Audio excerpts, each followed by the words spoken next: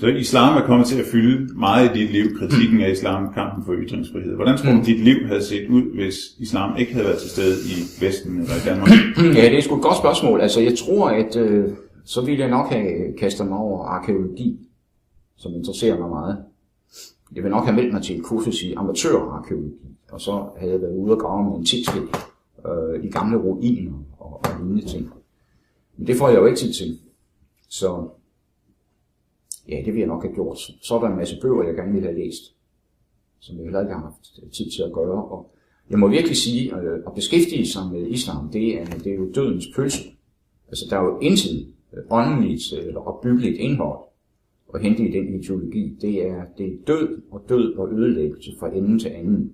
Og man bliver altså lidt af og til lidt mismodig i hovedet over at skulle sidde og læse om, er der en bombeaktion og Nairobi og tortur og kvindeundertrykkelse og dumhed fra ende til anden i 1400 år. Altså det er virkelig ikke sjovt. Men det var jo heller ikke særlig sjovt at læse om nazismens grusomheder eller Stalins massemord eller Mao. Altså sådan er verden desværre. Men det er ikke fordi jeg har haft lyst til at gøre det, men jeg synes jeg skulle. Hvad har glædet dig mest i de år, hvor du har været islamkritiker?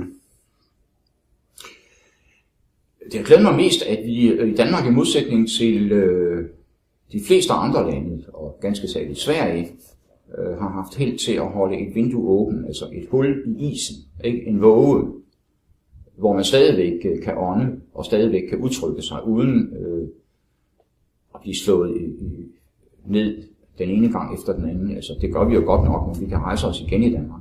I Sverige kan du jo slet ikke nævne disse her problemer, for eksempel. I England kan du knap nok heller. EU prøver hele tiden at stramme nettet om, og så få os til at holde kæft med straffe og forfølgelse osv. Det glæder mig, at vi i Danmark i hvert fald, også på grund af alle de mennesker, som er med i Trykkefrihedsselskabet, har kunne holde et rum åben for en fri debat.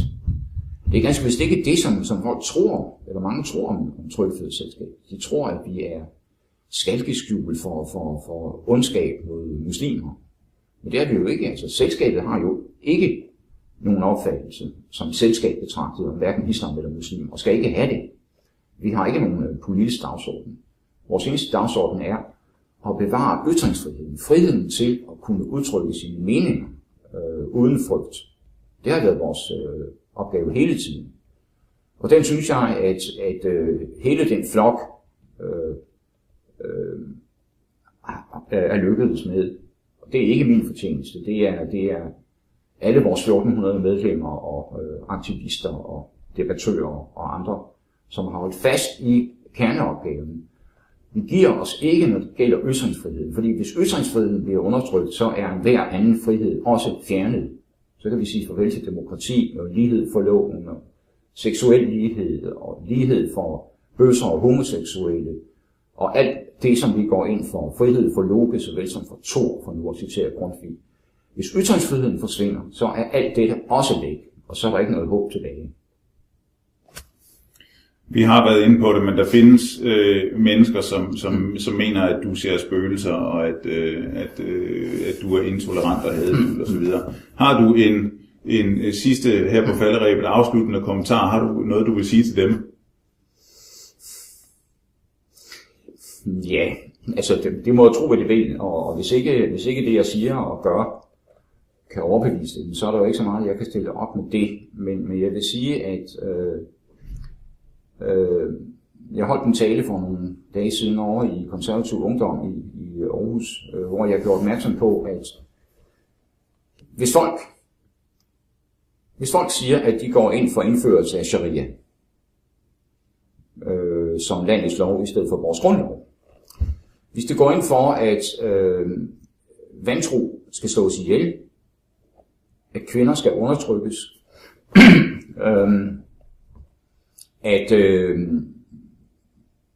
liderlige kvinder skal stenes, så synes jeg, at man skal have lov at sige det.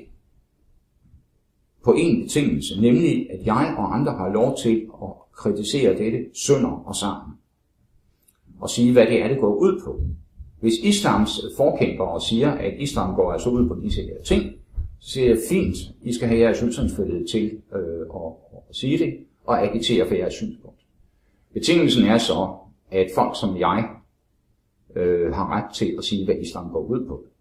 Og så kan det jo ikke nytte noget, at den ene part har lov til at komme med alle mulige, mere eller mindre vanvittige forslag, mens den anden part hele tiden skal frygte at blive trukket i retten på grund af generaliseringer. Og det er på den måde, det er. Det er sådan klaveret spiller i dag. Og det er det, jeg vil sige til dem, som kritiserer mig som intolerant. Jeg er delvis ikke intolerant. Jeg er faktisk tolerant.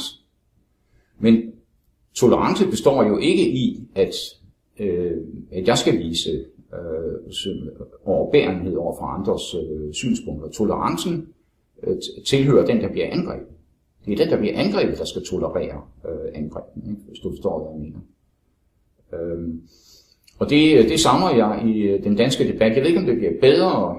Jeg frygter, at efterhånden, som situationen bliver tilspidset, med manglende integration, opbygning af parallelsamfund, hellige krigere, som tager til Syrien og hjem igen. Jeg frygter, at det bliver værre, og at statsmagten måske vil vælge at gribe ind over for folk, som kritiserer islam, for et forsøg på at undgå ballade. Og der foregreb du mit sidste spørgsmål, som var, hvordan tror du ytringsfriheden har det i Danmark om for eksempel 20 år? Ja, jeg ved ikke rigtigt. Der findes to muligheder. Enten er den fuldstændig væk, eller også har vi endnu mere ytringsfrihed, end vi har i dag. Det afhænger fuldstændig af, hvad folk gør i mellemtiden.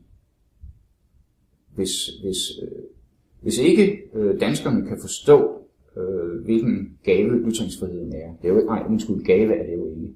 Det er en menneskeret, som vi har fra fødslen af. Det er ikke noget, vi har fået givet af hverken staten eller kongen eller andre. Det er en såkaldt negativ menneskeret. Det vil sige, det er en menneskeret, som folk har i den udstrækning, den ikke bliver taget fra dem. Men hvis ikke folk i Danmark forstår, at hele vores samfund, hele vores kultur, alle de fremskridt, vi har gjort, velfærdsstaten, politisk demokrati, lighed mellem mænd og kvinder, lighed for loven, en tydelig lov.